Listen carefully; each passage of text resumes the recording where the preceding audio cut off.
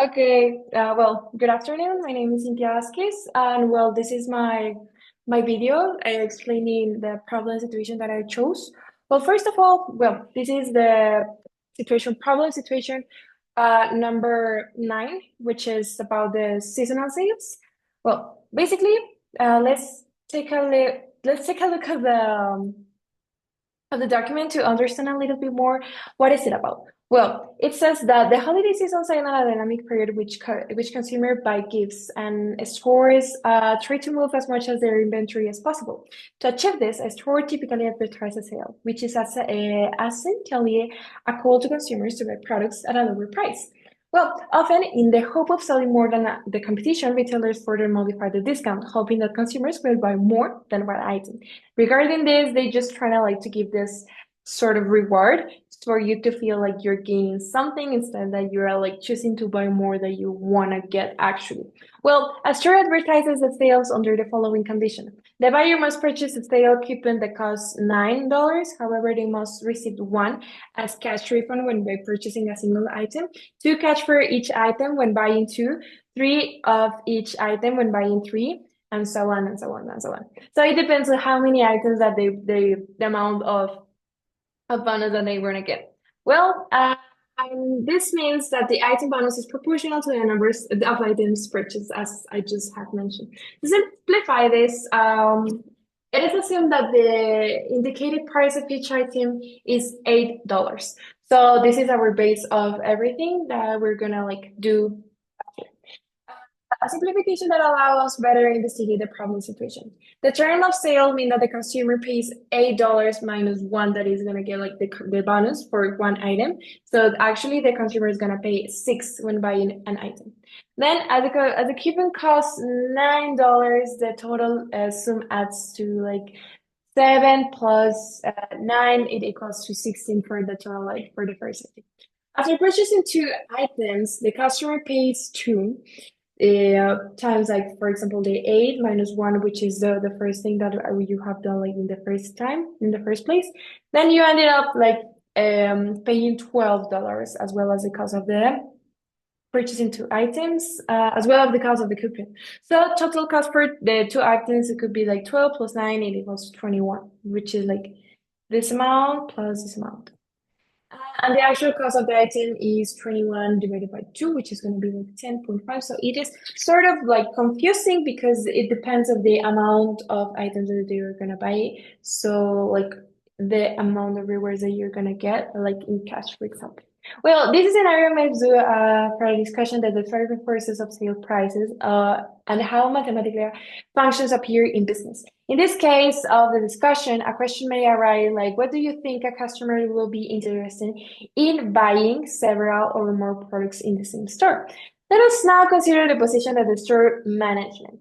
So this is pretty interesting because I put in the shoes of the consumer that actually buys because I really like to buy, but does not like to buy. Well, in this position, you put like on the shoes where no, or how you put on the shoes where you're put like well, I'm gonna buy, and you look forward like to minimizing the cost of the items that you're gonna get. And more on this season because like this is all about giving and thank all of your friends, your family, and your like partners, you know? So this is all about giving. So for this example, this to put in the situation of the consumer is pretty important because you really want to minimize the cost. And now this turned around to the characters. Now you are store management. What my some of their goals and my conditions should exist to meet their properly and stuff. Well, again, to simplify the real world, we have decided that the store has a limited supply of goods. This, of course, does not happen in the real world because in the real world, you know, as anything in our lives, we have limits. Well, to simplify the real world, we have decided that yeah, a supply of goods are unlimited. Well, this is just like a game I was playing before. So there's this table that describes how different objectives shape the game. Then to ask the following question: if it is possible, given the current condition, what is the cash refund voucher may exceed the total sum of the sales coupon and the payment of the purchased goods. So this is like it's gonna like benefit the consumer or benefit the store management, or what is it going to happen? Now, it's so how to prevent that, because as a store, the thing that you want to have is revenues and profit, not like actually to get like so many rewards to your customers that you don't actually get a profit. So for that, we made this table, and the problem situation already helped us like putting like this two first in these two first articles, like the articles, items, same thing. Well, for these ones, you have like the simplification of what is happening to the certain results that you have on each column. So basing on that, you're gonna get like, for example, in the first one, if you buy one, you will get one as a reward. So what is gonna happen? You get like one. If you get two, if you multiply, then you get four. If you get three, then multiplied by three, you get nine, and so on and so on and so on until the 10th to the item number 10. Then I have the opportunity to explain it like in a more mathematical way. Like for example, this is the cost of the item that is like $8. As I said before, it's gonna be like our base, and the extra percent, the amount of items that the consumer is gonna get. So this is like pretty much like an overview of how does this will look in the mathematical way. And now they're asking us to plot a graph. Well, let's go to these graphs in order like to sort of understand what is happening on this situation. Well, we have these values, which are the articles or items, same thing, like from 1 to 10 as the table that we have just mentioned before. So this is the total cost that they have because, you know. So for example, we can see the reaction in the plot graph. Um, we have the total cost and the annual cost per item. So we can see that we can reach a point, but there is one point that we get to zero. So there's like, for example, when we go to 9, we just like actually pay the total coupon. So that's why you just get like the revenue of zero. But like when the consumers start like paying for more items, like for example, for like the item number 10, the store start to lose. That's why you have like negative numbers over here.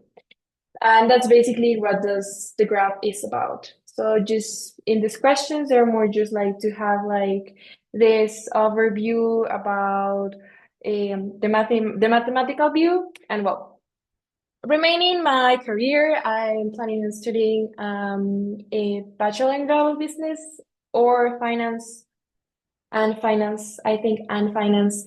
So this is pretty interesting for me because you just like really have to see the interaction and the behavior of the consumer at the same time to consider, you know, like the amounts, financial amounts, the reaction behaviors. This is pretty interesting for me, and I really like this problem situation.